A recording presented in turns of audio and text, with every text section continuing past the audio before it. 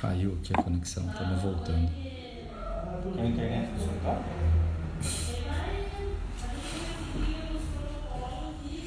Não voltou. Voltou, né? Tem conexão por causa do horário, 7 horas sempre dá uma. 6, 7 horas dá uma despencada e eu volto.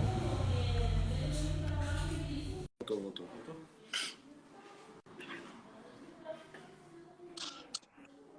Pessoal, caímos, mas voltamos. Bom. O currículo é tão pesado que caiu a conexão aqui. Vamos lá. Tá me ouvindo bem? Tô ouvindo, tranquilo. Tá, então vou voltar a te apresentar aqui. Então a nossa live é as 10 dicas para um habeas corpus de sucesso, com o Dr. Mauro Atui Neto, vice-presidente da OAB Subseção de Ibiúna, membro da Comissão Especial de Direito Penal da Seccional da OAB de São Paulo, pós-graduando em Direito Penal e Criminologia pela PUC do Rio Grande do Sul e especialista em habeas corpus perante os tribunais superiores.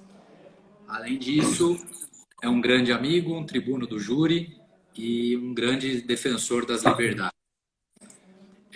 O tema da nossa live são os habeas corpus e é legal a gente falar também do que originou a ideia, que é uma manifestação recorrente e recente dos tribunais superiores, né? O STJ também, em julgamentos, tem mencionado o desrespeito do nosso Tribunal de Justiça de São Paulo às decisões das cortes superiores.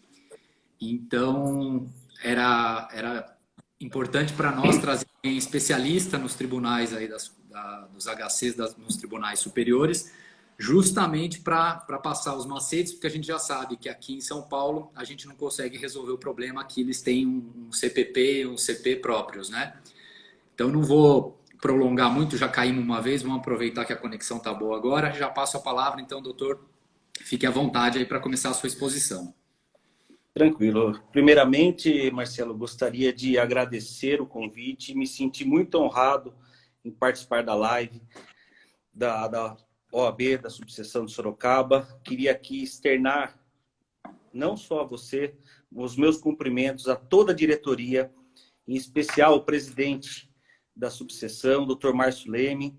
E aqui eu vou aproveitar e fazer um registro, Marcelo, que esses dias eu estive no CDP de Sorocaba e eu fiquei encantado com a sala da OAB que foi implantada lá, com ar-condicionado, com cafezinho, ou seja, dando todo o conforto para os advogados e advogadas de Sorocaba. Então, todos, acredito eu, que na verdade acredito não, tenho certeza que a advocacia sorocabana está muito bem representada por esta gestão encabeçada pelo Dr. Márcio Leme. E vamos lá, né? Hoje é um assunto que particularmente eu amo de paixão, né? Se eu pudesse ficar trabalhando só impetrando habeas corpus, eu ficaria. E eu criei, vamos dizer assim, né, como explicar, um cronograma para auxiliar os jovens advogados, também aqueles que já estão um certo tempo na advocacia, que são as 10 dicas para um habeas corpus de sucesso. E eu faço essas dicas, né, fiz essas dicas com base na minha experiência de quase 14 anos de profissão. E que, como você disse, hoje em dia, né, a gente vê aí, nós vimos semana passada o ministro Sebastião Reis Júnior tecendo sérias críticas ao Tribunal de Justiça do Estado de São Paulo, ao Ministério Público e também à advocacia, né? E aqui a primeira dica que eu tenho para falar sobre habeas corpus diz respeito à estruturação do habeas corpus. O que eu reparei, né, nessa experiência, que o habeas corpus ele tem que ser claro, objetivo, conciso e cirúrgico. Eu até estava ontem conversando com a doutora Fernanda e eu estava mostrando um habeas corpus que eu fiz e esse habeas corpus ele é bem conciso, porque nós sabemos que os tribunais hoje, o STJ, também o STF, eles estão abarrotados de habeas corpus, de apelações, recursos especiais, recursos extraordinários. E, se salvo engano, acho que ministro Sebastião Reis Júnior, na semana passada, ele disse que acho que cada ministro recebe cerca de 40 e poucos habeas corpus, não me lembro ao certo, 40 e poucos habeas corpus por dia. Imagine, né? E também não me recordo a data exatamente, que na época o presidente do Superior Tribunal de Justiça, acho que era o João Otávio Noronha, ele disse que esses habeas corpus que são feitos, vamos dizer assim, na forma de tratado, ele iria ler, mas quando se aposentasse. E a questão é simples, né? Eu vejo que um habeas corpus hoje, para você subir, principalmente para os tribunais superiores, ele não precisa de mais de 12 folhas. Ou seja, basta você delimitar a matéria jurídica, colocar 2 jurisprudências, principalmente do colegiado, uma da 5ª turma, outra da 6ª turma, e mandar para eles. Não precisa mais que isso. Ou seja, essa questão de você citar doutrina varia de acordo com a tese que você está alegando, mas a princípio não é necessário. Porque às vezes, como eu já vi casos de jovens advogados impetrar habeas corpus com 40 folhas. O habeas corpus está lindo, maravilhoso, mas será que vai surtir algum efeito prático? Pode, de repente, surtir um efeito, vamos dizer, doutrinário, mas o advogado hoje ele precisa de eficiência para atingir o resultado com maior facilidade. E eu vejo que o habeas corpus, vamos dizer assim, nas 12, 10 folhas, são suficientes e os ministros, eles leem. Eles leem mesmo, né? Porque, imagine, né? Eu já fui estagiário de juiz e o juiz ele tem aquela leitura superficial, mas eu acredito que ele não vai ler uma peça, por exemplo, de 40, 50 folhas, um mandado de segurança, por exemplo. E, às vezes, a chave do processo está entre uma jurisprudência ou outra. E, às vezes, acaba passando despercebido e, de repente, se o advogado ele tinha chance de conseguir uma liminar ou, de repente, conseguir, né, obter uma concessão da ordem, vai acabar pecando. E essa ordem pode acabar não chegando, né? Então, essa é a primeira dica. Até pela ideia do HC, né, de urgência, quanto menos tempo o magistrado perder lendo, é mais rápido que sai a decisão, que é o interesse do advogado, né? Exatamente, né? E um outro detalhe importante é que o habeas corpus ele esteja devidamente instruído, né? Acho que não sei se... Doutor Marcelo, você lembra daquela... Acho que lembra, assim, da palestra que nós tivemos lá do congresso do professor Guilherme de Souza Nutti. Sim. Né, que ele disse que o advogado ele deve colocar todas as peças que ele entenda, né, necessária para quê? Para tentar demonstrar aquele direito, aquela violação à liberdade de alguém. Então, essa é a primeira dica, né? A segunda dica é o conteúdo jurídico do habeas corpus.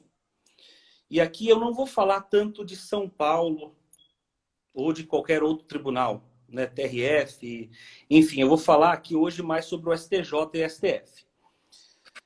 E o que eu tenho percebido nesses anos? A maioria dos advogados não tem noção nenhuma qual é a função precípua do STJ e do STF. Entendendo a função específica, a missão constitucional que foi dada lá pela nossa Carta da República, para que serve o STJ? E eu posso aqui falar, sem nenhuma hesitação, que o STJ e o STF, eles não fazem justiça. Olha que interessante. Eu reparei que, geralmente, o STJ e o STF, eles se referem a eles próprios como Superior Tribunal, Suprema Corte. Pode reparar que eles evitam falar em Superior Tribunal de Justiça. E por que isso? O STJ, a gente sabe, e o STF, que a função deles é uniformizar a jurisprudência. Ou seja, você vai para Sorocaba, o juiz vai lá e interpreta a lei de uma forma. Você vem para Ibiúna, o juiz interpreta de uma outra forma. Então, haverá uma insegurança jurídica. Então, a função precípua é essa. Só que tem uma que eu uso muito nos habeas corpus, que é a função do STJ, especialmente, que a função dele é aferir os critérios de legalidade das decisões das instâncias ordinárias. Ou seja, verificar se aquela decisão que foi proferida em primeiro grau, se aquela decisão que foi proferida em segundo grau, ela é juridicamente idônea e está de acordo com o posicionamento desse tribunal, seja do STJ, seja do STF. E aí que entra essa minha segunda dica, que fala especialmente sobre o conteúdo. Só que eu não vou dizer do conteúdo de fato. Há uma premissa fática, claro, mas há um conteúdo jurídico. E eu vou usar como analogia o recurso especial. Por que a maioria dos recursos especiais que são interpostos ao STJ, eles sempre utilizam o óbice da súmula 7, que é o chamado revolvimento probatório? Isso se aplica também no caso de habeas corpus. Que eu vejo esses dias, eu analisei um recurso especial e eu vi que foi pleiteado que o réu fosse absolvido. E o colega, ele chegou a invocar provas. Assim, olha, vou dar um exemplo prático. Olha, o réu, ele negou a prática do tráfico. E a polícia disse que ele teria confessado informalmente, correto? Ou seja, a partir do momento que o advogado alega isso em recurso especial, vai esbarrar no revolvimento probatório. E o que é permitido pelo STJ, seja em recurso especial, seja em habeas corpus, é a revaloração dos critérios jurídicos que foram adotados pelas instâncias ordinárias. Ou seja, se no acórdão do Tribunal de Justiça, se da leitura dele, da prova ali delineada, é possível aferir se esse critério está de acordo ou não com o entendimento do Superior Tribunal de Justiça. Eu vou tentar dar um exemplo mais claro. Ontem eu cheguei a impetrar um habeas corpus em que, em primeiro grau, o juiz tinha desclassificado a conduta de um cidadão que tinha em sua casa 47 porções de cocaína, certo? Ele desclassificou. Veio o Ministério Público, interpôs a apelação e o Tribunal de Justiça condenou esse cidadão pelo crime de tráfico ilícito de drogas. E agora? Como que esse fato eu vou conseguir jogar ele para o STJ sem esbarrar na súmula 7? A questão é simples. Da leitura do acordo, quais foram os critérios jurídicos utilizados pelos desembargadores? No caso desse que eu fiz ontem, foi que haviam denúncias anteriores de que o réu estaria em atividade de tráfico e a quantidade de drogas. O STJ, o que ele entende sobre o tema? A denúncia anônima, esse critério, a denúncia anônima, ela pode servir isoladamente para configurar o crime do artigo 33?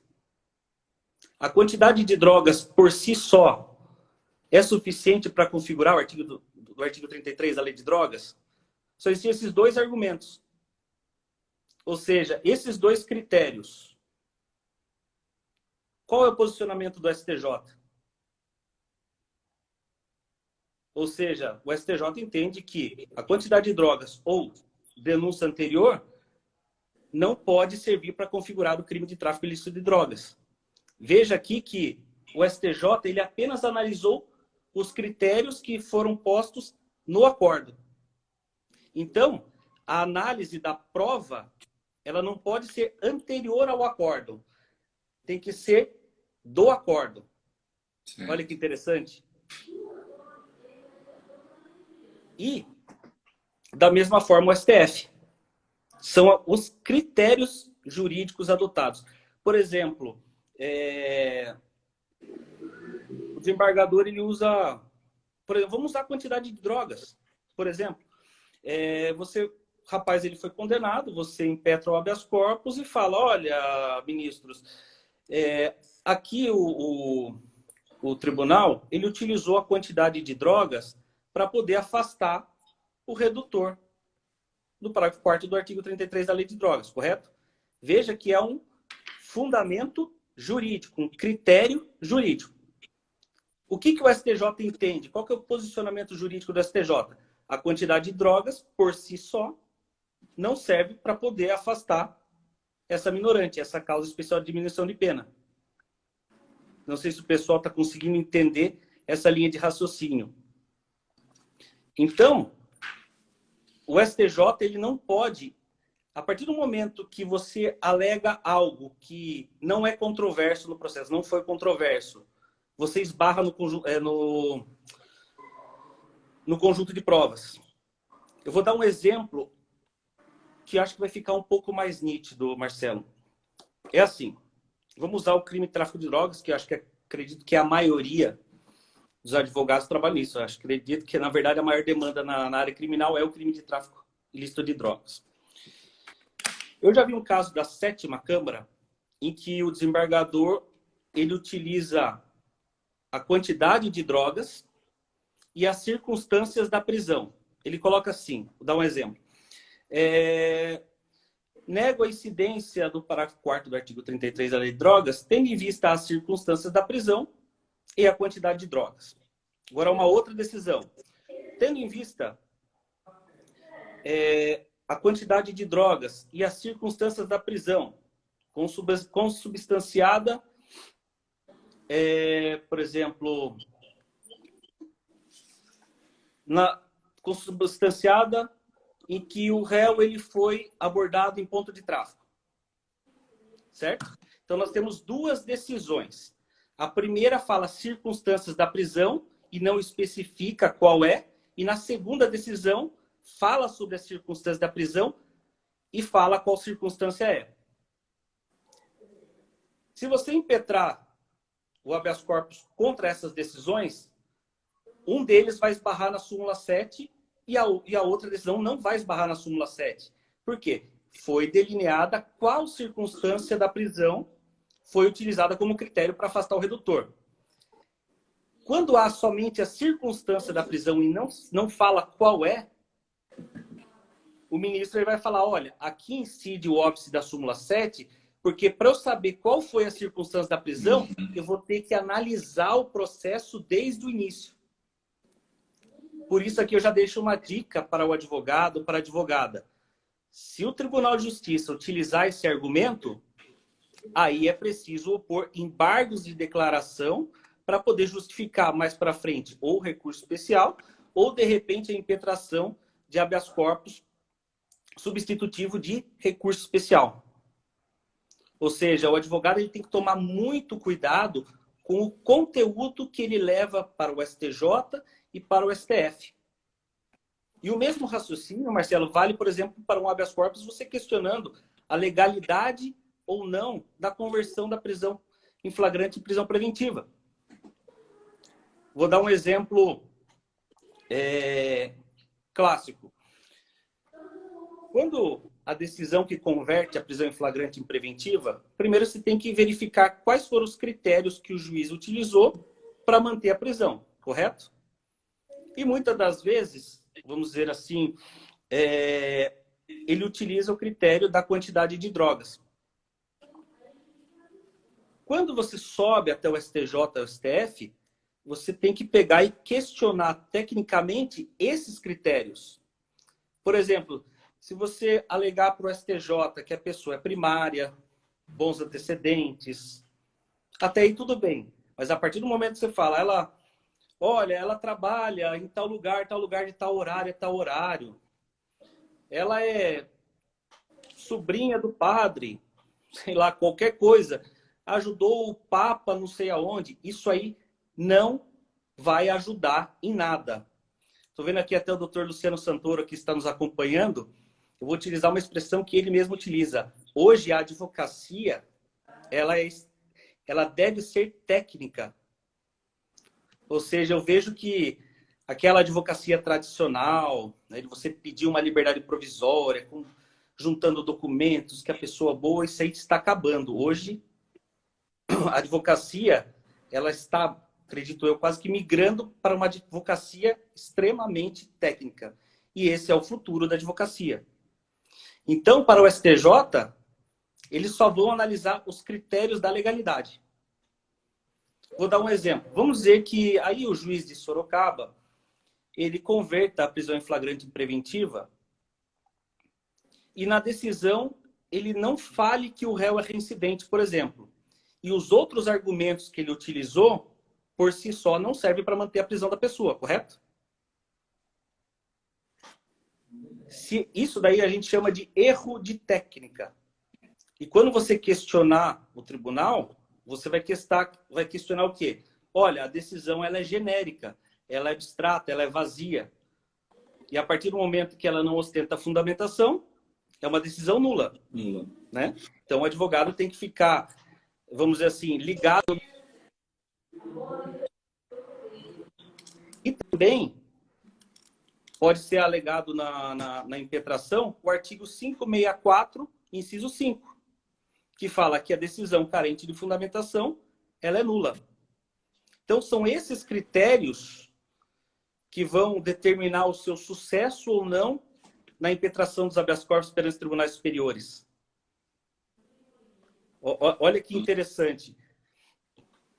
E eu já tive casos, assim, tive alguns casos em que tinha eu como advogado e um outro colega como advogado.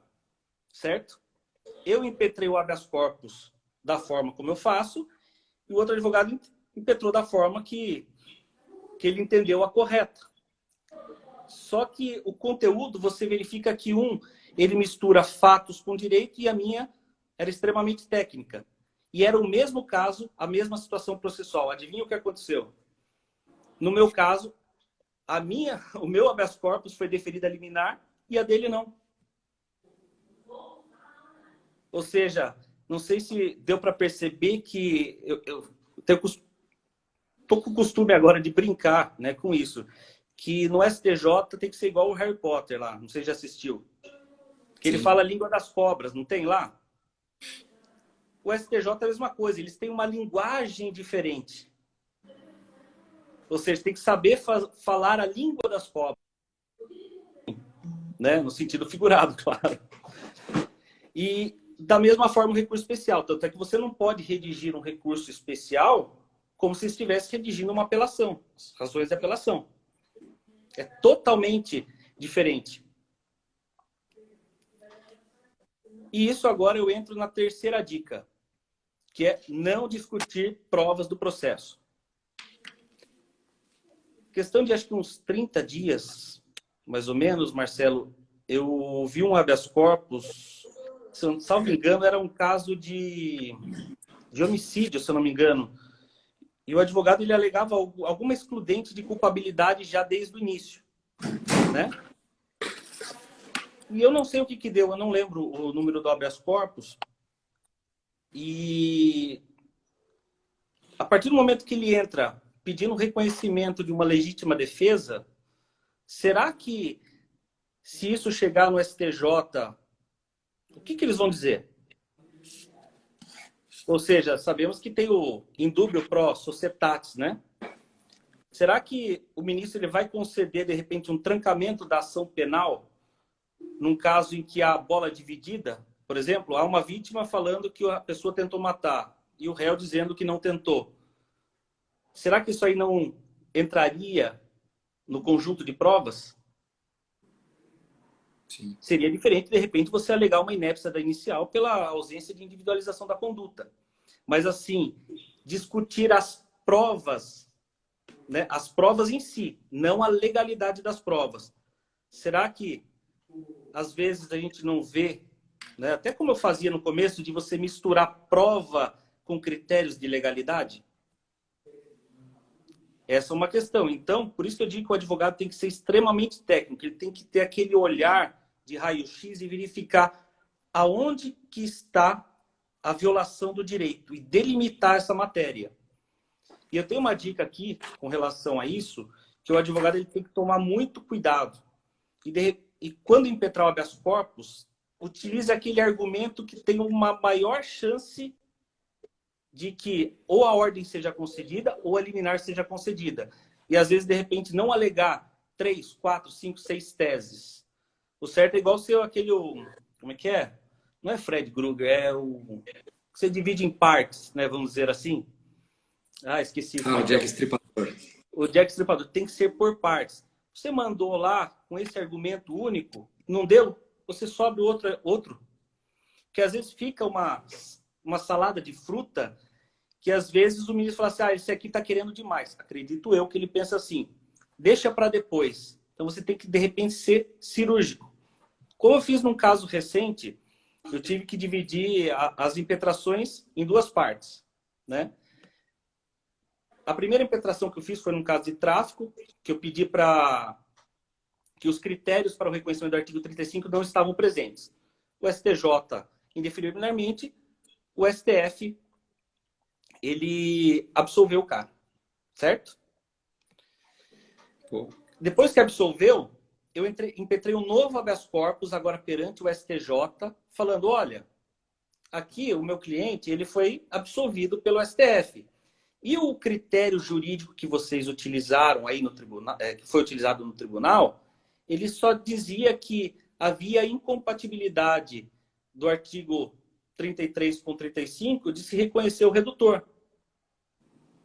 Ou seja, o tribunal ele se utilizou de um fundamento único.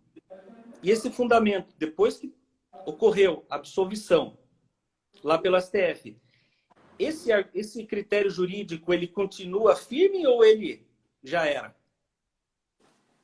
Você não concorda comigo que o tribunal poderia ter utilizado a incompatibilidade e outros argumentos jurídicos? Porque o que acontece? O tribunal, na cabeça, né, na ótica do tribunal, ele acreditava que, como ele manteve a condenação pelo 35, ele não precisaria fundamentar mais, porque ele achava que, acredito eu, que a pessoa não ia ser absolvida, não ia ser afastada dessa condenação do artigo 35. Ele poderia ter colocado assim um exemplo. Olha, há incompatibilidade entre... quando há a condenação simultânea do 33 com 35, você reconheceu o redutor. Porém, mesmo que fosse o caso de se absolver pelo 35, aqui a reincidência, a quantidade de drogas, os círculos da prisão, também impediria. E o que aconteceu? Juridicamente, esse critério que ele utilizou sozinho pode manter a decisão ou não? Foi aí que daí o próprio STJ acabou concedendo a ordem e uma pena que estava em 5 anos e 10 meses caiu para 1 ano e pouquinho. Mais de 1.000 porções. Olha o erro, qual a consequência jurídica do erro da técnica dos desembargadores. Então, o advogado ele tem que explorar muito isso. Né? E agora entra naquela questão que eu acho que esqueci de falar, que eu falei que o STJ e o STF não fazem justiça. Certo? Eles concedem ou não direito. Por exemplo, mas como assim? Você acabou de dizer que no STF seu cliente foi absolvido com habeas corpus. Como assim? Se você falou que lá eles não fazem justiça, não é verdade? Quando você vai interpor um recurso especial ou um habeas corpus no STJ, no STF, o que se pede? O reconhecimento da negativa de vigência de determinada lei federal ou de determinado artigo da Constituição Federal, ou a violação de tal artigo, correto? Quando chega para o STJ,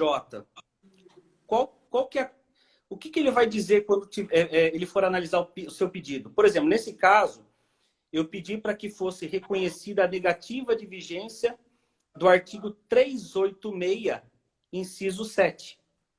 Ou seja, que o juiz que o Tribunal de Justiça ele deveria ter absolvido o réu, certo? Então, ele negou vigência ao artigo 3867.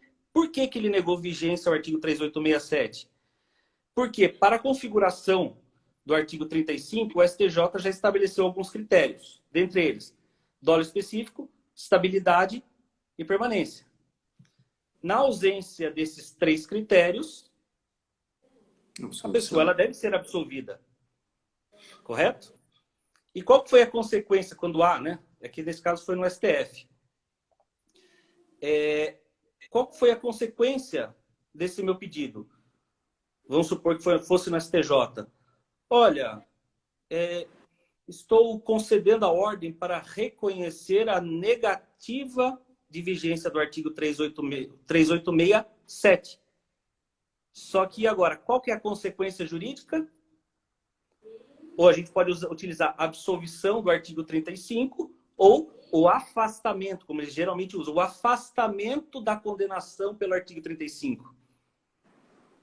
Tanto é que eu parei de... Geralmente no final, requeiro tal, por ser medida de justiça. Eu não coloco mais no STJ. Eu coloco por ser de direito. Ou seja, a partir do momento que lá na origem, eu comecei, na época, a entender qual que era a verdadeira função do STJ, do STF, as coisas começaram a mudar. E eles olham de outro jeito, viu, Marcelo? Com certeza, é a prova viva disso. Eles olham de outro jeito. E é esse caminho que eu quero passar aqui na live. Esses macetes.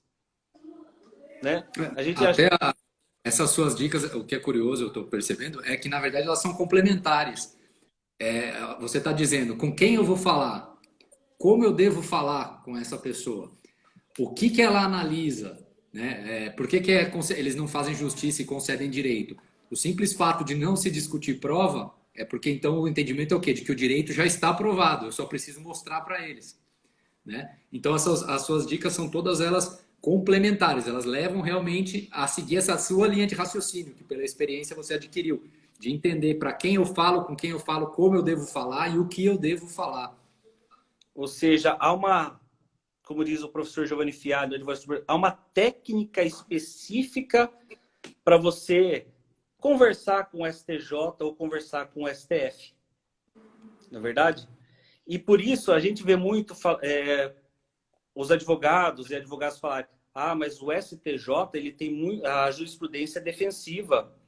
Sempre esbarra na súmula 7, sempre esbarra na súmula 284 do STF. Né? E a maioria dos recursos especiais não são admitidos, correto? Só que às vezes é o jeito de você falar. E o que eu tenho visto na prática? A incidência de vários óbices processuais. E olha que interessante, nós temos a súmula 284 do STF. Ou seja, aquela ausência de fundamentação ou impugnação específica. Não sei se você se recorda, que eles utilizam muito. Olha que interessante, o STF, o STJ, ele utiliza essa súmula 284. Você já se parou para pensar, mas como assim? Por que não é a súmula do STJ e eles estão utilizando a súmula do STF? Sabe por quê? Porque essa súmula 284 é a súmula que é conhecida como sexagenária. Ela existe há mais de 60 anos. Por quê? O STJ foi implantado em 1988, com a Constituição Federal. E antes, de quem era a atribuição para analisar a violação, a negativa de uma lei federal? Era do STF. Então, acabou sendo remanejada. Por isso que essa súmula é utilizada. Ou seja, existe há mais de 60 anos, só que o advogado ele tem que saber como contornar ela. Pode ver, e olha que engraçado, a maioria dos RESPs eles não são admitidos, né? Porque tem um jeito próprio de você subir com eles. Quando não dá certo o RESP, o que a gente faz? Impetra o habeas corpus, a gente tem uma segunda chance. Só que a abrangência do habeas corpus ela é bem maior do que no recurso especial. Eu lembro, há muito tempo, que eu fiz um agravo regimental em agravo e recurso especial, detonando. Falei, viu, está totalmente contrário à legislação, está com isso, isso, isso, isso, isso. Não adiantou nada. Eu falei, nossa, é jurisprudência defensiva. Fiquei louco da vida. Aí eu falei, vou mandar um habeas corpus. Subi com o habeas corpus, ordem concedida. O problema é, por exemplo, eu vou dar um exemplo da súmula 284, Marcelo. Vamos dizer assim que o tribunal, ele para negar um direito, ele se utilizou de 4 fundamentos. Se o advogado ele esquecer de impugnar um deles, nem conhece o recurso especial. Você acredita? Teve casos, quando da interposição do recurso especial, você geralmente coloca lá, vem interpor recurso especial com fulcro no artigo 105, inciso 3º, alínea A, certo? Teve ministros que, só porque o advogado não colocou a linha A, ele não conhecia do recurso. Aí eu já acho que chega a ser um absurdo, né? Então, o que eu tenho para passar, para complementar essa dica? Tentem entender exatamente a função do STJ, a função do STF. E comecem a reparar o jeito que os ministros, eles redigem as decisões, redigem as emendas, a linguagem que eles utilizam. Tentem, na hora da impetração ou interposição de recurso especial, usar mais uma linguagem técnica, puramente técnica, de tese. E vocês vão ver que o êxito ele vai começar a subir. Você vai começar a conseguir mais liminares, mais concessões de ordem. E essa é uma dica muito importante, viu? E agora, vamos para a quarta dica, né? Que é que muitos advogados me perguntam, mas eu devo sempre pedir a medida liminar em habeas corpus? O que você acha, Marcelo? Teoricamente, a gente costuma achar que sim, porque a gente tem pressa, né? Mas só pelo teu questionamento já me leva a crer que não necessariamente. Não necessariamente. Principalmente se é caso de réu solto, né? Mas para passar aqui, eu falo depende. Depende do que você vai pedir no STJ, no STF. Eu dei aqui no início dessa live, eu falei sobre aquele habeas corpus que eu questiono a negativa de vigência do artigo 28. Correto? Quando eu fiz a impetração do habeas corpus, eu pedi medida liminar? Sim. Nesse caso, eu tive que pedir porque a pessoa está presa. Só que, qual foi o meu pedido liminar? Eu pedia o reconhecimento da negativa do 28. Na liminar, será que eu pedi para já aplicar o artigo 28? Ou eu fiz um outro tipo de pedido?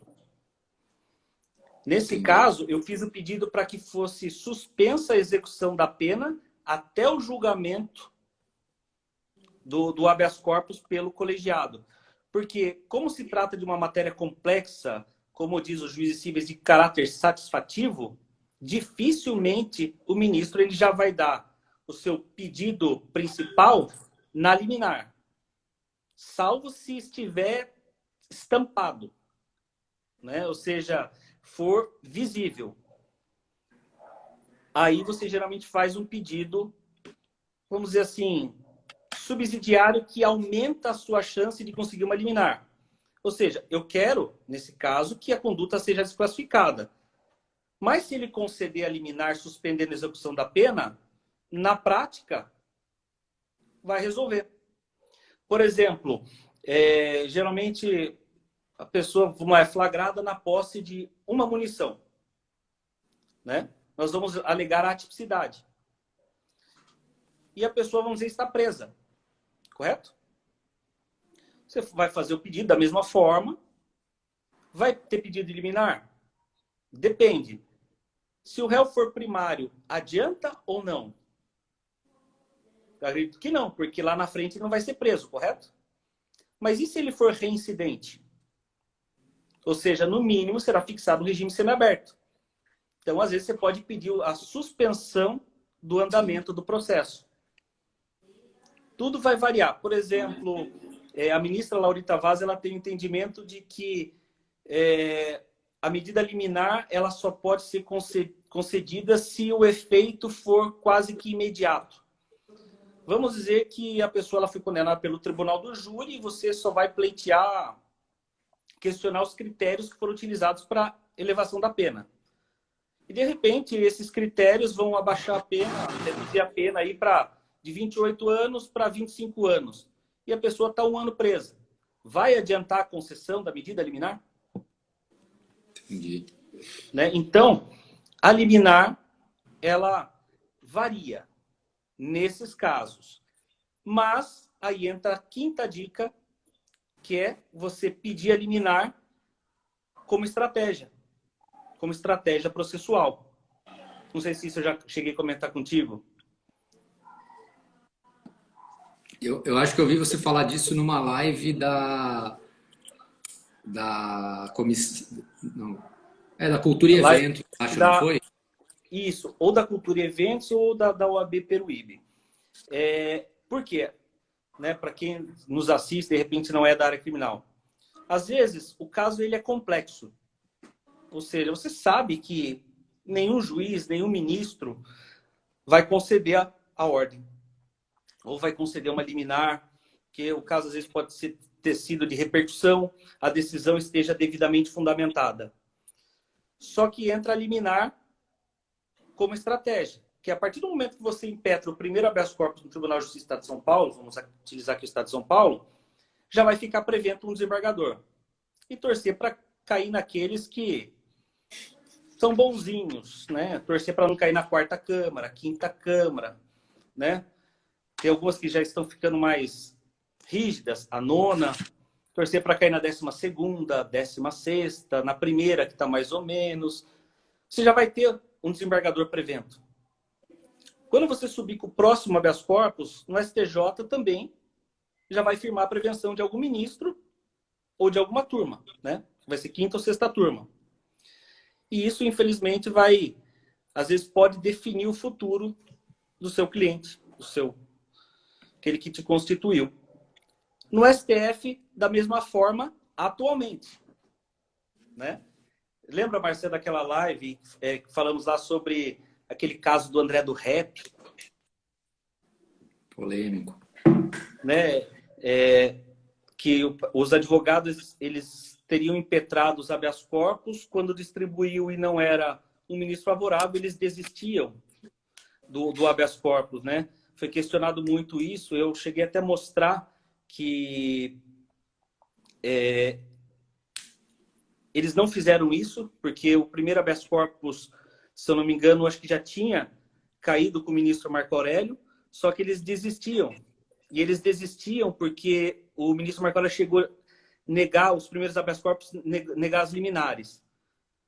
E se esse processo ele fosse para julgamento, e a gente sabe que o ministro Marco Aurélio é conhecido como ministro voto vencido, ia trocar a relatoria por conta do regimento interno, artigo 38, inciso 2º, que até agora eu não entendi, porque toda vez que o Marco Aurélio ele é vencido, substitui pelo ministro Alexandre de Moraes. Eu não sei se todo ministro tem quando acontece isso, tem uma ordem, alguma coisa mais interna ainda, não sei dizer.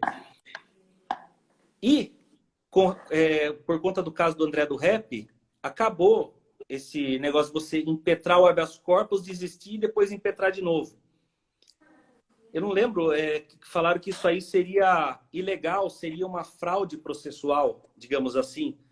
E aí eu mostrei que, salvo engano, acho que artigo 69, parágrafo 2º, lá do regimento interno, que agora foi alterado, dizia assim: não se caracterizará a prevenção se o ministro não analisar liminar ou alguma outra situação ou por pedido de desistência devidamente homologado. Ou seja, o próprio regimento interno ele permitia essa manobra do advogado.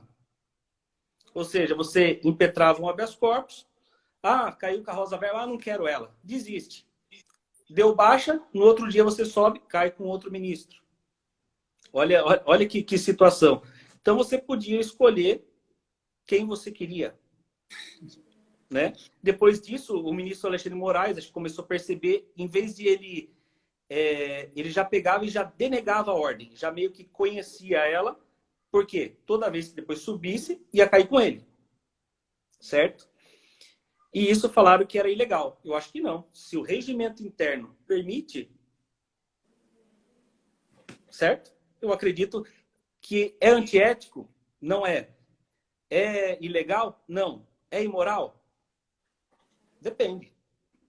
Não é verdade? E o interessante é que não era só a homologação da desistência. Geralmente, quando você impetrava em cima da súmula 691 e o ministro falava assim, ó, nega o segmento, não conheço, também não caracterizaria prevenção. Então, vamos lá. Você, Marcelo, impetra um habeas corpus, caiu para o Celso de Mello. Ele colocava, não conhecido. Aí, depois de uns 2 meses, nossa, tem outro motivo para subir com o habeas corpus. Subia de novo, ia cair automaticamente com outro ministro. Será que seria ilegal? Vamos dizer num processo com vários réus. Tem 18 réus. Um advogado para cada. Aí os advogados combinam assim, viu? Entra você primeiro. Sobe lá, não conhece. Outro. Só faltava daí algum ministro querer colocar numa formação de quadrilha, né? De fraude processual, né? É o que faltaria. E de liminar, né? Acho que agora eu posso falar isso, o ministro Marco Aurélio vai se aposentar mês que vem, que, como eu já disse aqui, o ministro Marco Aurélio, ele já conhecia, ou ele indeferia liminar, ou deferia. Quando ele deferia, a pessoa saía e antes demorava 1 ano, 2 anos para a turma julgar. Só que de 2018 para cá, estava demorando mais ou menos 6 meses. Só que quando, como eu disse aqui, quando o habeas corpus ia ser julgado na turma, o que ia acontecer? Ia revogar a liminar.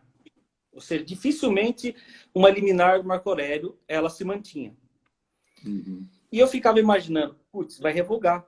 O que eu faço? Não sei se você já viu essa história.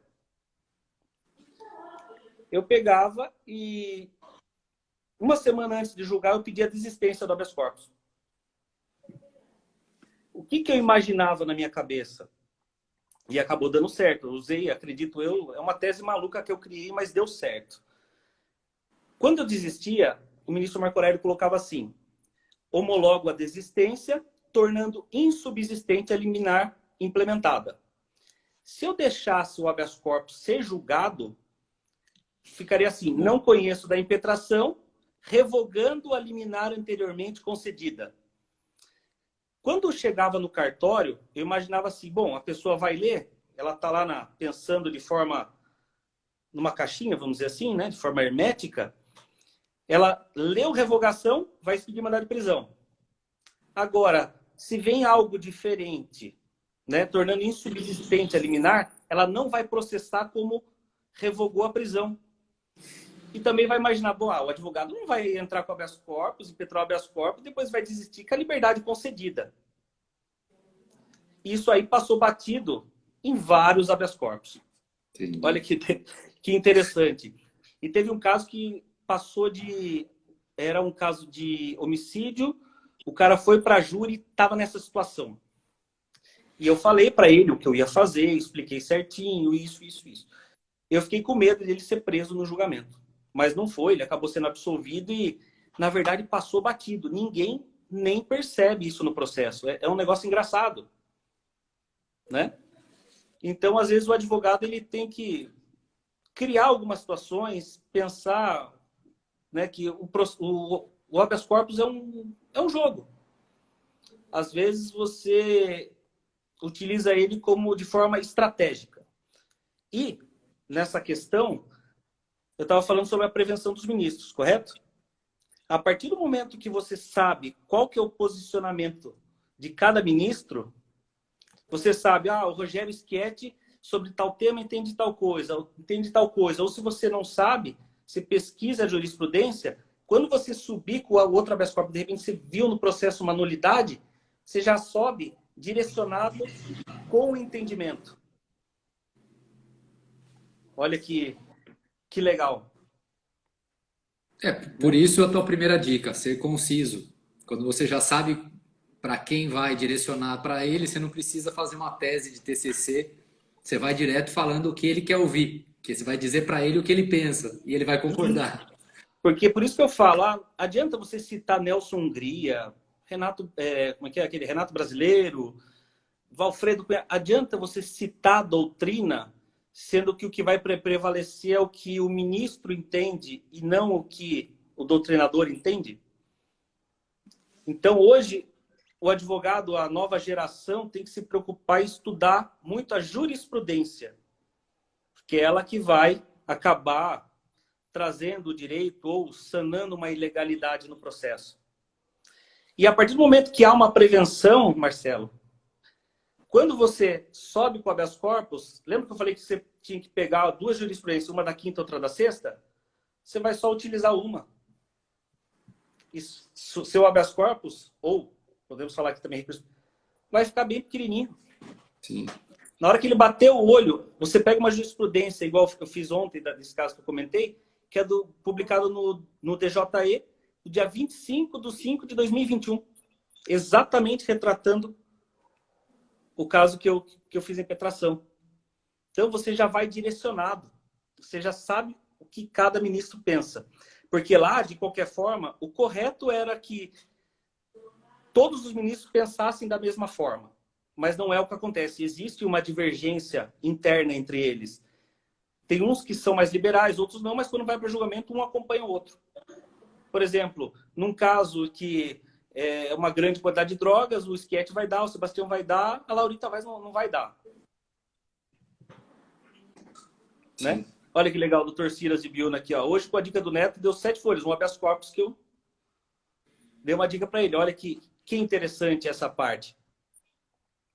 Né? Então, às vezes, você pode utilizar habeas corpus como estratégia. E agora eu entro aqui na sexta dica, estou até me estendendo, que é a famosa súmula 691. Quem nunca ouviu falar dessa súmula 691? Nós sabemos que a súmula 691 é utilizada pelo STJ ou STF quando o advogado ele impetra habeas corpus contra a decisão monocrática de relator.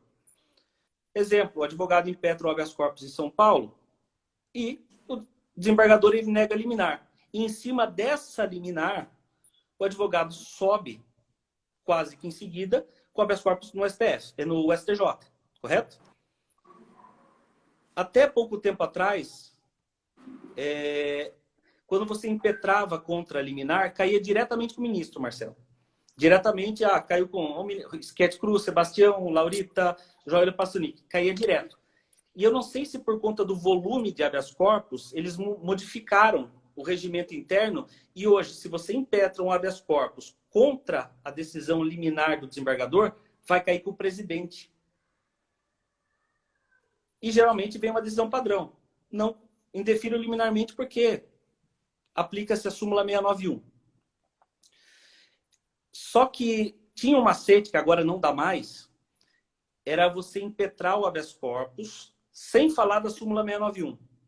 Porque quem realizava a distribuição, na verdade, quem realiza a distribuição é o robozinho lá, que eles chamam de Sócrates. Então, você não falava na súmula 691, caía com o ministro. Então, você driblava o Sócrates.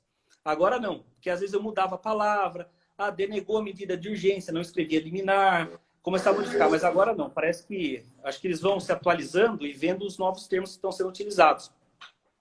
E não tem mais. Então, provavelmente, o seu habeas corpus, se você impetrar contra a decisão monocrática, ele vai cair com o presidente. Aí a questão é, agravo na forma regimental ou não agravo na forma regimental? O que eu devo alegar no agravo regimental? Né? Vamos lá. O presidente do STJ, ele indefere liminarmente porque aplica-se a súmula 691. Quando você interpor o agravo, não adianta repetir os termos do habeas corpus. Você tem que atacar especificamente a súmula 691. Falar assim, olha, neste caso aqui, a súmula 691 deve ser afastada porque há flagrante ilegalidade ou teratologia. Ou não está de acordo com a jurisprudência do STJ e você cita, né? Você invoca e transcreve uma jurisprudência que fala sobre aquele determinado assunto jurídico que você está querendo que seja reconhecido, né? E fica a dica nessa parte. E agora, da súmula 691, eu vou para a 7ª dica, que é o agravo regimental. E que essa aqui é uma dica que eu entendo que ela é bem relevante, Marcelo. Por quê? Vamos lá, você, de repente, impetrou habeas corpus em São Paulo, negou a liminar e, no mérito, denegou a ordem. E você vai subir com o habeas corpus contra o mérito, tá? Contra o acordo do TJ, e o ministro ele indefere a liminar, só que no mérito, ele monocraticamente ele denega a ordem, como é a expressão utilizada na 6ª turma, ou não conhece do habeas corpus na 5ª turma. Que há uma divergência lá que, na verdade, a 5ª turma impetrou habeas corpus aqui substitutivo de ROC, nós não conhecemos, mas como nós verificamos uma ilegalidade, a gente vai considerar a ordem de ofício. A 6ª turma, não. Vamos analisar? Ou concede ou não concede a ordem. Então, há diferença de nomenclatura. Quando o ministro, ele fala, tipo assim, o ministro fala, não conheço da impetração, eu dou a dica aqui que o advogado, ele não, na verdade, não só pode, como deve interpor agravo regimental. Porque é aquela lá, é a sua última chance nesse argumento. Porque se você deixar transitar essa decisão, que não foi agravada, não tem como você subir no STF. Até tem, eles podem até conceder, mas se, por exemplo, vamos colocar assim, você impetra o habeas corpus contra o acordo do tribunal. O STJ, ele indefere a liminar. E você impetra o novo habeas corpus no STF contra essa liminar, o STF vai falar assim, de repente, não conheço dessa impetração. Aí você tem que aguardar julgar o mérito do STJ, certo? Se no mérito do STJ a decisão for monocrática, tem que agravar. Porque se você impetrar novo habeas corpus, eles também não vão conhecer. E às vezes eles só vão conhecer se foi julgado pelo colegiado. Então, para não perder essa chance, nem que não impetre o habeas corpus lá na frente, mas faça com que, quando houver uma decisão monocrática, não conhecendo o habeas corpus ou denegando a ordem, faça um agravo regimental para deixar preparado caso seja necessário. Porque depois não há como você impetrar um habeas corpus com o mesmo motivo, com a mesma causa, vamos dizer, no cível, causa de pedido e pedido. Não pode. Né? Então, às vezes, você pode perder uma chance de repente, conseguir a soltura do seu cliente. Então, essa eu acredito que eu já vi muito e, às vezes, você fica sem saída porque você não consegue. Às vezes, o cidadão ele tem direito, mas você não consegue, vamos dizer assim, resolver o problema. Mesmo a decisão estando incorreta. A 8ª dica... Uma constatação importante que você ainda não deu como dica, mas também percebe-se de várias das suas dicas, é conhecer regimento interno, né? Exatamente. Advogado tem preguiça de ler regimento de tribunal, mas é crucial para entender também o caminho, como funciona. Eu vou dar um exemplo de regimento interno, mas de apelação. Acho que em dezembro eu consegui anular um processo de latrocínio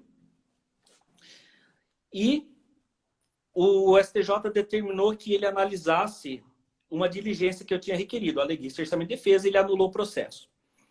Só que quando chegou no tribunal, eles entenderam que essa diligência ela era desnecessária. E quando eu vi lá, apareceu julgamento virtual iniciado. Aí eles foram lá e negaram provimento, novamente apelação. Eu fui dar uma analisada no regimento interno do TJ e eu utilizei o regimento interno para embargar de declaração pedindo a nulidade do acórdão. Por quê? Porque eu não fui intimado para poder se manifestar sobre o julgamento virtual. Só que eu peguei... Nesse caso, o que aconteceu? Na primeira apelação, eu fiz a sustentação oral. Correto?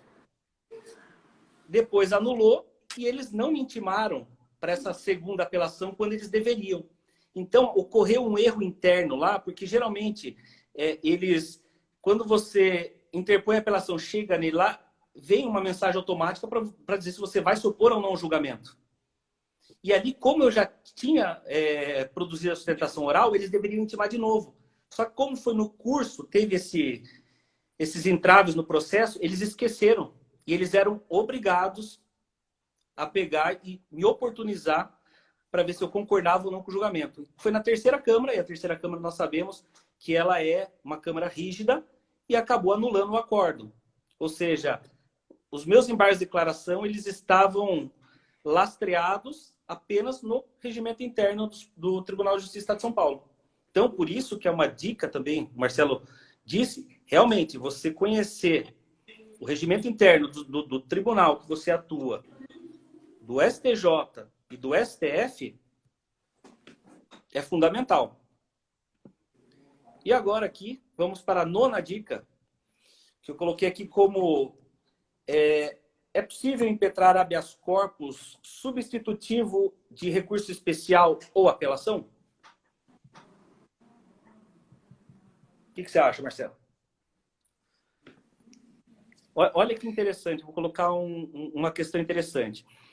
Vamos dizer que o juiz ele condene o seu cliente, você faça a peça de interposição, só que a decisão que o juiz deu, vamos dizer que ele condenou o cidadão lá com 10 pinos de cocaína a pena de 5 anos.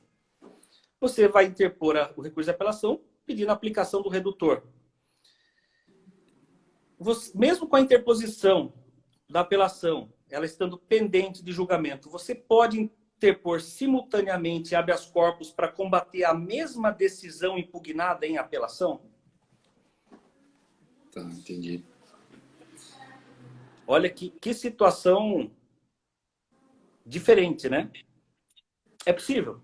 É possível. O STJ permite isso, o STF permite? Permite.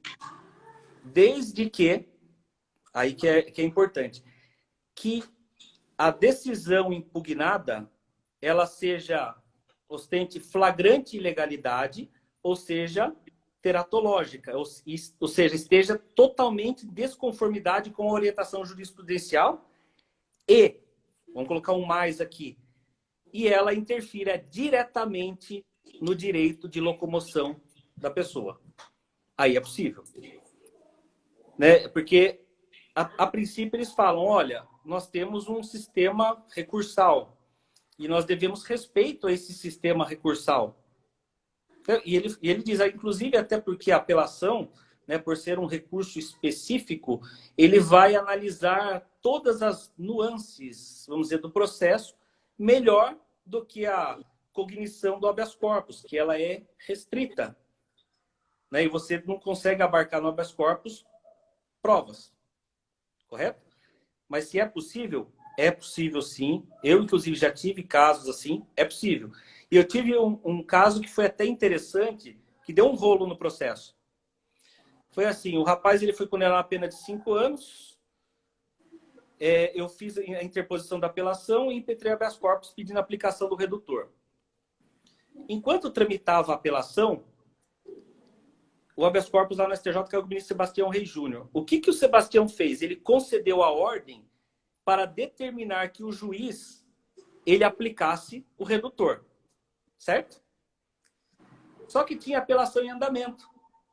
Vai o juiz e dá uma pena de 4 anos e 2 meses. E agora? Eu vou interpor uma nova apelação que fica aí, Ou seja, então é o caso de existir 2 apelações com objetos, né, de questionamento diversos. Ou seja, eu seccionei, né, o processo em 2 apelações. Olha que situação, como é que fica? Você vai impetrar, não vai? É um negócio assim, bem louco. Né? O certo, na verdade, era o STJ já ter concedido e já ter aplicado a pena e perdido o objeto lá embaixo. Mas tem ministros que são assim. Uns mandam refazer a pena e outros concedem a ordem já alterando a pena. Né? E agora, a outra, é possível impetrar habeas corpus substitutivo de recurso especial? Também é possível, é mais sério e é o que eu recomendo. Porque o RESP ele vai demorar para você subir. Né? Na hora que você interpor, aí vai para as contrarrazões, aí de repente eles não admitem, você tem que agravar, aí tem a contraminuta até chegar no STJ. Com habeas corpus é direto. É por isso que a maioria dos advogados, ao invés de interpor recurso ordinário constitucional, eles impetram habeas corpus. Porque o recurso ordinário constitucional tem as contrarrazões, isso, e até você subir no STJ. Do habeas corpus, não. Você impetra hoje, amanhã já está sendo distribuído e já está concluído com o ministro. Então, ele é mais sério. Tanto é que eu digo que, olha, em quase 14 anos de profissão, Marcelo, eu só interpus apenas um recurso ordinário constitucional até hoje. Foi em 2008. Fora isso, eu só utilizo do habeas corpus. Então, é possível a impetração para substituir o RESP? Sim, é possível. E agora entra na última dica, que também é muito importante, que é, eu posso impetrar habeas corpus contra acórdão já transitado em julgado?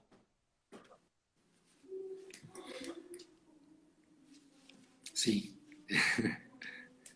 É possível, né? Porque a gente tem aquela noção, nossa, mas pode impetrar habeas corpus, mas é o trânsito julgado, não cabe mais recurso. Como assim? Você vai desconstituir um trânsito julgado com habeas corpus? Eu aprendi isso aí sem querer, viu, Marcelo? Foi assim, teve um caso lá que eu fui questionar uma pena e eu impetrei o habeas corpus. Só que eu não me dei conta que o processo tinha transitado em julgado. E eu falei, caramba, o ministro vai chamar de burro. Adivinha o que aconteceu? Concedeu a liminar e concedeu a ordem. E depois de uns dias, saiu uma decisão no STF permitindo um habeas corpus substitutivo de revisão criminal. Correto? E, por exemplo, vamos dizer, tem um processo aí que veio para o advogado que está nos assistindo, de repente ela transitou em julgado. Putz, mas tem um erro aqui na pena. Nossa senhora, e agora? Será que eu vou ter que fazer uma revisão criminal? Não, revisão criminal vai demorar. Se for questão de direito, aqui eu lembro, o critério jurídico utilizado, faça um habeas corpus substitutivo para o STJ. Se demandar um revolvimento de provas, revisão criminal. Porque imagine, por exemplo, o rapaz lá tomou uma pena de 1 ano e 8, ou 2 e 6, que seja. Imagine você, faz uma revisão criminal. Até ser julgada, o cara cumpriu a pena. Esquece. Né? Então, quando demandar um revolvimento de provas, revisão criminal. Quando se tratar, de repente, de questão puramente jurídica, matéria jurídica, você sobe com uma revisão criminal para o Superior Tribunal de Justiça e eles têm aceitado. Eles têm aceitado, tá? É experiência própria, tenho vários números, é possível sim, e há jurisprudência nesse sentido, tanto do STJ como do STF. Só que isso é um problema muito sério, Marcelo. A gente estava dizendo aqui no começo da live dessa enxurrada de habeas corpus que tem no STJ e no STF. Né? Muitos falam que isso é culpa da advocacia, que o STJ e o STF não andam por culpa da advocacia. Mas, na verdade, o habeas corpus, ao invés de ser um remédio constitucional, ele está se tornando um sintoma. E ele está, no meu humilde pensar, na verdade, o controle de legalidade da violação de lei federal da Constituição, certo? Está sendo feita pelo habeas corpus.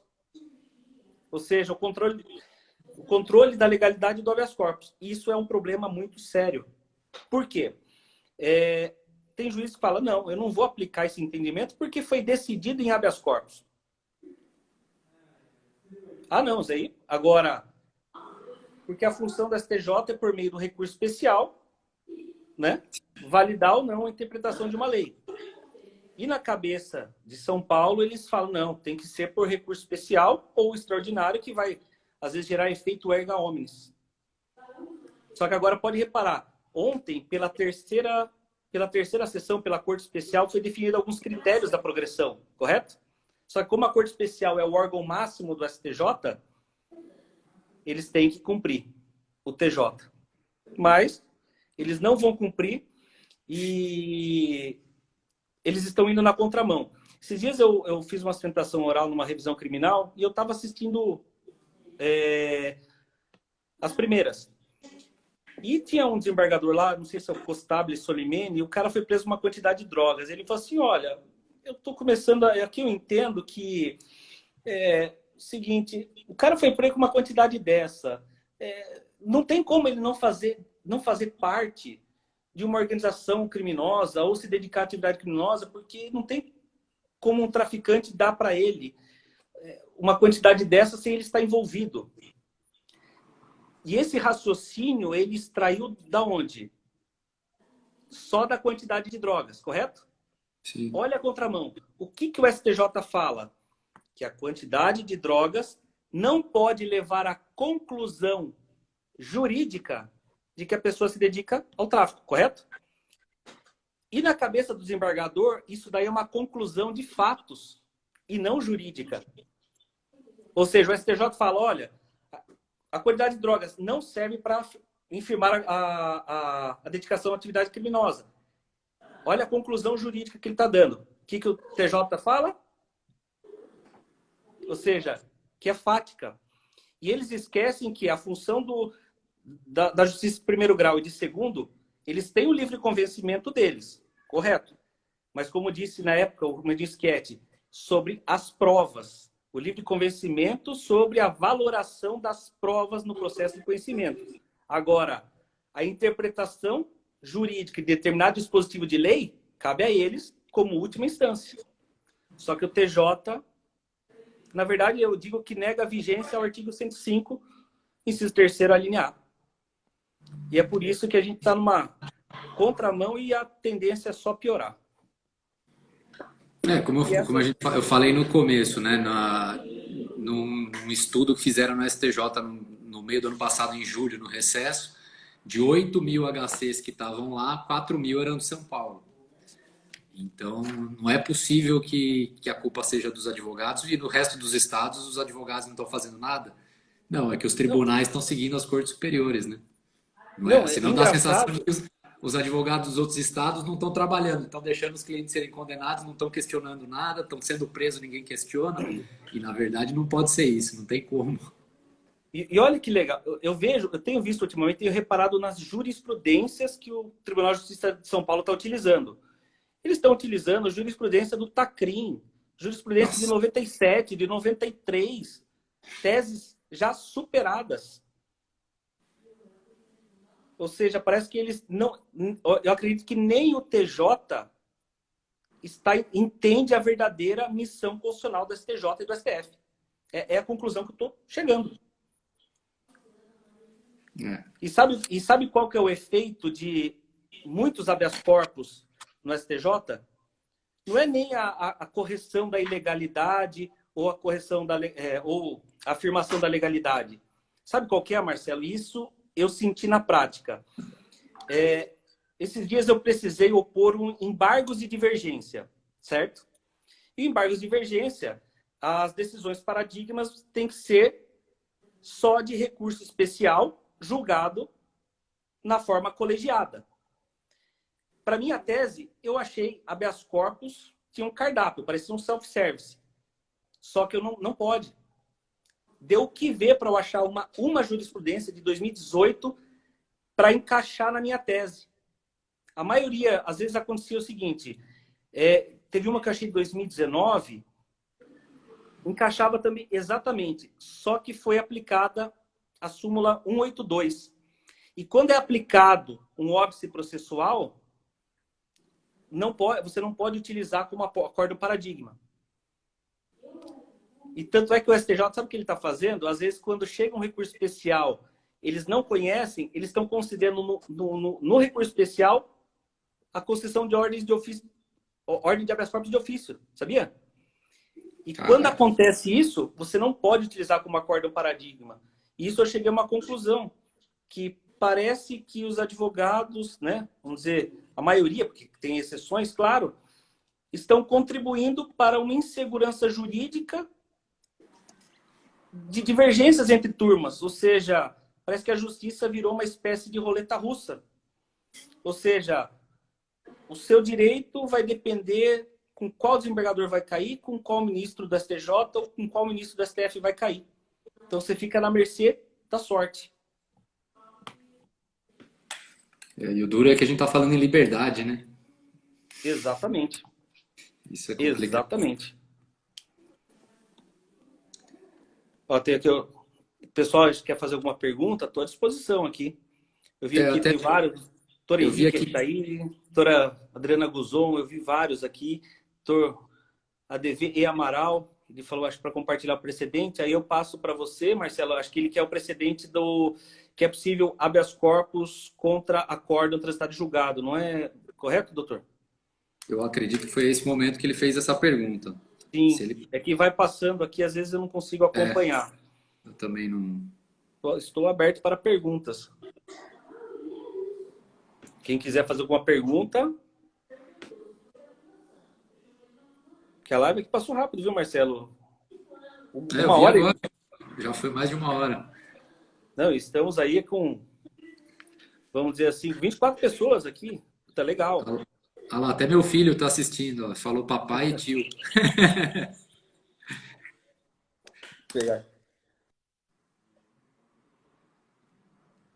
Perguntas aí? Pessoal? Tá me ouvindo? Estamos ouvindo. Tá me ouvindo ou não? Sim, Ué? sim. Será que... O ADV Amaral, que eu creio é o nosso colega aqui da Comissão de Sorocaba, ele confirmou que o precedente é aquele que a gente imaginou com relação ao trânsito em julgado. Aí depois você me passa, eu posto também no Instagram e eu posto no Instagram e no Facebook da comissão, assim todo mundo tem acesso. Sim, sim, é muito interessante, porque às vezes, né, há uma possibilidade de você reverter uma decisão, né, e às vezes você fala, nossa, vou ter que fazer uma revisão criminal, e às vezes um habeas corpus de 12 folhas resolve. Sim. E é aquilo, se o advogado tem pressa com o HC, imagina quem está com a liberdade em jogo, né?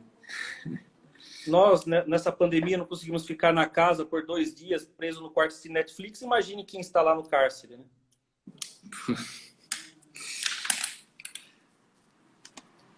Vamos lá, pessoal. Vamos ver. Eu vou dar uma passada aqui, ver se teve alguma pergunta anterior. Deixa eu só ver aqui. Porque tem a caixinha de pergunta, mas por hábito a gente acaba sempre mandando, quando a gente acompanha a live, a gente manda nos comentários. Né? Tem um aqui, vamos dizer assim, eu vendo aqui o Vitor José César, ele falou assim, doutor, manda aí um fato interessante se não rolar pergunta. Tem um fato, lembrando aqui que tem a Flávia, nos assino, veio na minha cabeça, o advogado tem que tomar muito cuidado. Se de repente impetram um habeas corpus no STJ e você vê lá, concedida a medida liminar, espera para ler a decisão. Não leia, não pega essa liminar e fala para o cliente, viu? Conseguimos a liberdade, ele está solto amanhã. Por quê? Às vezes a liminar que foi concedida, às vezes é para anular a decisão. Por exemplo, você impetra um habeas corpus e o São Paulo fala assim, olha, não conhecemos do habeas corpus. Aí você impetra, pleiteando o direito, e vem uma liminar. E às vezes essa liminar é para determinar o tribunal que analise o mérito da impetração. Ou, às vezes, concedendo, por exemplo, você pede a alteração de regime. Aí você pede para que seja aplicado o regime aberto. E vem lá, liminar concedida, às vezes é no semiaberto.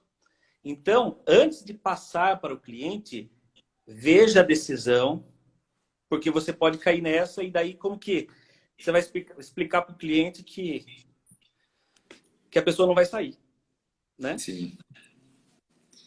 Na nossa área é sempre bom deixar tudo muito claro com o cliente, porque às vezes um pinguinho fora do I pode dar trabalho, pode dar problema. Olha que interessante aqui também, um fato curioso, o doutor Silas está me falando, né? Ele teve um caso de um rapaz que ele conseguiu lá no STF a concessão da ordem pelo ministro Fachin, salvo engano, que concedeu um habeas corpus para aplicar o redutor, que é um caso lá do Ceará.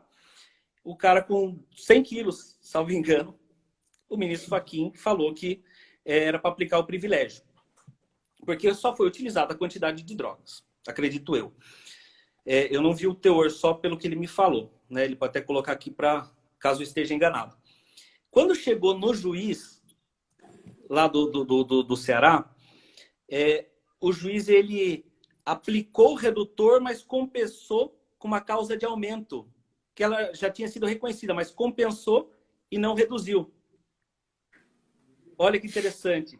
Ele vai ter que impetrar um habeas corpus no TJ do Ceará para dizer que, pela jurisprudência do STJ, pelo sistema trifásico, artigo 68, não é vedada a compensação de causas de aumento e diminuição. Ou seja, tem que aumentar e diminuir, ou diminuir e aumentar, porque dá na mesma. Que é um caso também super interessante. Tanto é que eu citei um caso dele, Marcelo. Olha como essa juizada é complicada. Era um caso de roubo simples, até a vítima deu um pau no meu cliente na época, e o STJ concedeu a ordem de habeas corpus para substituir a prisão preventiva pelas cautelares, correto? Quando chegou a decisão aqui na minha cidade, o juiz ele aplicou quase todas as cautelares e uma fiança de R$10.000. Ele descumpriu a ordem do STJ? Não. Não. Aí eu tive que impetrar um habeas corpus para poder cassar essa decisão que ele fixou a fiança. Às vezes parece que é uma questão de ego, né? De não querer dizer que não baixa a cabeça para ninguém. Porque não. Exatamente. Esse caso do Dr. Silas é um caso assim que eu nunca tinha visto.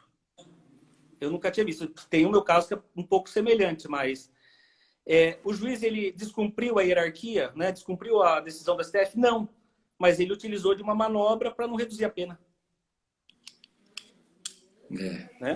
Aqui a doutora Doroteia Monteiro também está nos acompanhando aqui. Obrigado, doutora.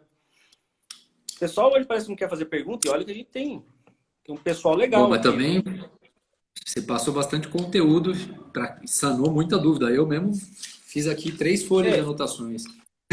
Porque o que acontece, Marcelo, a gente vê pela internet que parece que a maioria dos cursos, né, de postagens são paliativas, né? Parece que os advogados acho que têm medo, querem ter uma espécie de reserva de mercado e às vezes não quer compartilhar conhecimento, né? E eu tentei trazer aqui dicas da minha experiência, da prática, que eu tenho certeza que alguma dessas dicas vai servir para algum dos colegas que estão nos assistindo aqui.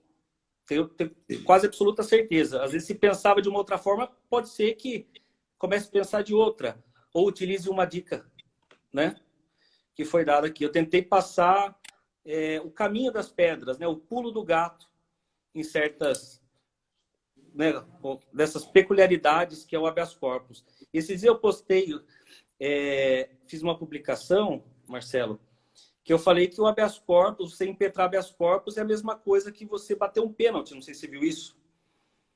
Não é a força que você vai empregar no habeas corpus, é o jeito. Sim. Você saber colocar a bola lá. Porque às vezes você pode pegar e chutar a bola com tudo e a bola entrar. Só que pode acontecer do goleiro pegar, do ministro pegar. E às vezes você colocando exatamente a bola aonde você quer colocar, as suas chances de êxito são bem maiores. Né? Porque você pode fazer um habeas corpus de 40, 50 folhas e dar certo? Pode. Mas é igual, é 1 em 1 milhão, vamos dizer assim, ou até menos que seja, 1 em 1 milhão. A gente tem que ser realista, né? A gente está falando aqui do volume de HC. Na prática, se você escrever muito, vai ser mais difícil que alguém vá ler com a mesma atenção, com a mesma cautela, do que se você fizer um texto sucinto indo direto ao ponto. Né? Aqui Sim. Agora, tem uma pergunta da doutora Fernanda aqui, né? Com relação ao prazo dos 90 dias para reavaliar a preventiva. Situação que se originou justamente daquele caso do André do Rap que nós falamos, né? Sim. Mas antes aqui eu vou falar, o doutor Chiquinho, advogado aqui, ele perguntou aqui se cabe, agradeço o elogio, se cabe a HC para o STF contra o acórdão do STJ transitado e julgado que dê negócio HC. Sim, é possível, porque a HC não tem prazo. Transitou, não há problema nenhum, porque a ilegalidade, né, o nosso segundo bem mais precioso, que é a liberdade depois da vida, ele está sendo violado. Mas isso aí é sem problema, né? Não há, eu já tive casos de pegar o processo e ver que, por exemplo, vamos dizer, hoje nós estamos no dia 7, né? Já tive caso de pegar, por exemplo, em dezembro denegou a ordem lá em São Paulo, ou denegou no STJ, e impetrar o habeas corpus. Né? Ó, o doutor Mário Badura está aqui, grande amigo, grande irmão. Obrigado pelo prestígio, Mário. E agora, entrando, deixa eu ver aqui. Ó, o pênalti, ó.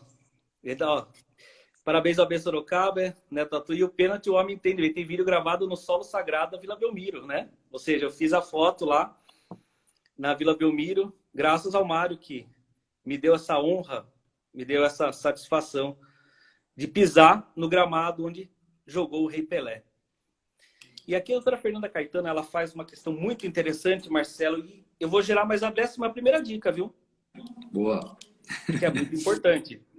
A doutora Fernanda falou assim, doutor Neto, fale um pouco sobre como está a jurisprudência em relação ao prazo de 90 dias para a reavaliação da prisão preventiva. Lá, o famoso 316. Eles estão seguindo a interpretação dada pelo STF. Né? Às vezes, vai lá, o juiz, ele não fez essa análise nos 90 dias, você vai impetrar o habeas corpus. Primeiro, quando acontecer isso, não peça para o juiz, olha, reavalie a prisão. Porque se você entrar com habeas corpus, perdeu o objeto. Eles estão entendendo dessa forma. Eu tive um caso clássico esses dias, que eu impetrei o habeas corpus para tentar a soltura, com base no 316. Quando foi julgado o mérito do habeas corpus, o outro advogado fez o pedido de liberdade e o juiz negou. E o tribunal falou assim, olha, julgo prejudicado a ordem de habeas corpus porque já houve a análise, já houve a revisão da prisão preventiva. Então, eles não têm concedido, muito embora eu tenha utilizado uma tese, mas ela não vingou até agora. Por exemplo, vamos dizer que o juiz de Sorocaba, ele não analisa dentro dos 90 dias a liberdade do seu cliente, Marcelo. Por exemplo, você vai e se impetra um habeas corpus direto para o TJ, falando, olha, o juiz não reavaliou, quero que seja expedido competente alvará de soltura, certo? Geralmente, o que o tribunal tem feito? O tribunal, ele tem, às vezes, concedido em parte liminar para que, determinando que o juízo de primeiro grau, ele analise a revisão. Eu tenho utilizado a tese de que, né, o habeas corpus, que é uma garantia constitucional que visa combater a ilegalidade no direito de locomoção. Ou seja, não pode ser utilizado como instrumento para corrigir uma ilegalidade. Mas essa tese não tem sido aceita.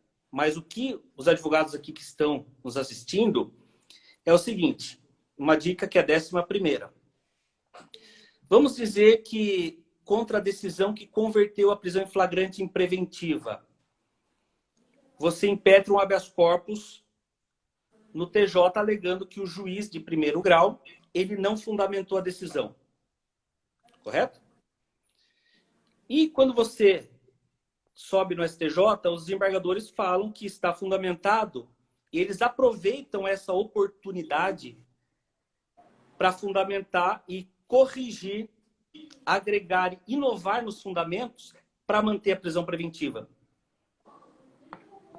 Quando eu impetro o habeas corpus no STJ, eu só cito a decisão de primeiro grau.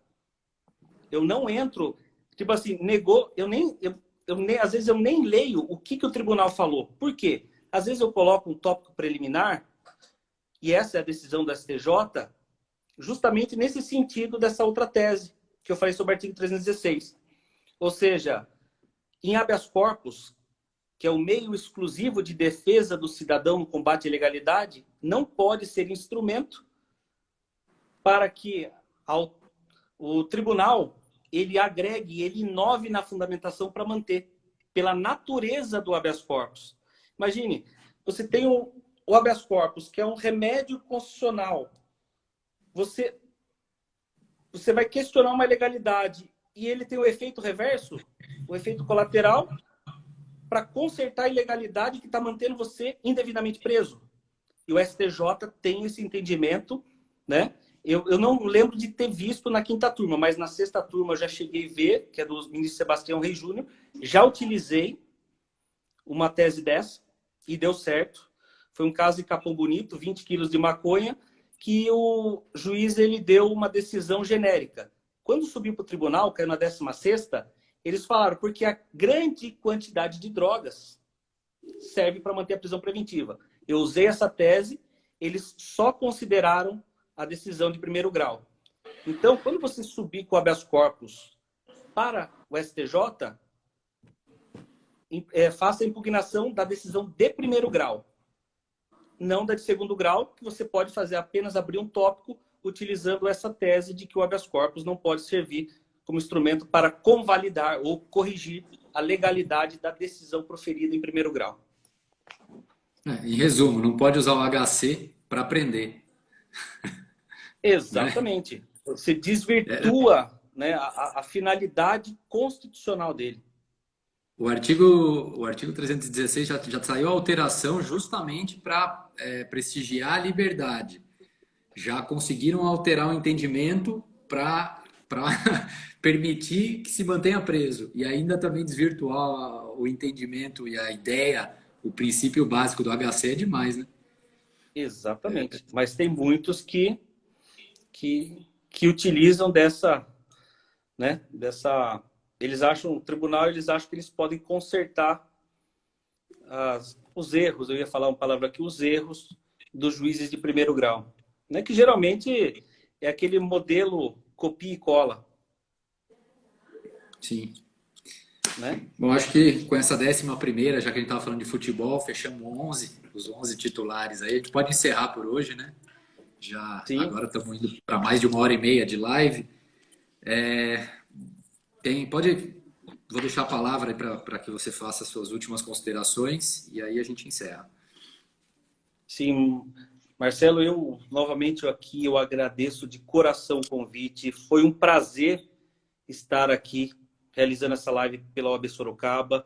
Ainda mais que o meu berço acadêmico é em Sorocaba, né? Eu cursei a Universidade de Sorocaba, a Uniso, né? Então eu tenho um grande carinho por Sorocaba. Cheguei a morar 6 meses em Sorocaba. É uma cidade que eu frequento muito, né? Tanto é que agora a maioria... Geralmente os meus clientes aqui de Biúna estavam indo para a Capela do Alto, mas como lá agora vai virar uma penitenciária, estão todos indo para o CDP de Sorocaba, que para mim é bem melhor, que ao invés de eu andar 80 e poucos quilômetros, só vou andar 50, 60 quilômetros. Então, saiba, Marcelo, que eu tenho um carinho especial pela cidade de Sorocaba, como também por você e por toda a diretoria, que é encabeçada pelo Dr. Márcio Leme. Então, eu me sinto lisonjeado e especial por estar participando de uma live dessa, numa subseção em que há, acredito eu, salvo engano, mais de 6 mil advogados. Então, para mim, está sendo, né, agora vamos dizer, foi um privilégio estar com todos vocês aqui. E eu espero que essas minhas dicas, né, essas minhas humildes dicas, sirvam para que os advogados possam aprimorar a sua técnica e que consigam aí diversas liminares, diversas ordens, diversas desclassificações, diversas nulidades do processo por meio do habeas corpus. E, como sempre falo, estou inteiramente à disposição aos colegas para poder auxiliar, trocar ideias, dar dicas. E é isso. E uma boa noite a todos os nossos live espectadores. Bom, muito obrigado pelas palavras aqui elogiosas. É um privilégio nosso poder contar com essas dicas, essas lições, sabido do teu sucesso profissional, também à frente da subseção de Ibiúna, né, como vice-presidente também.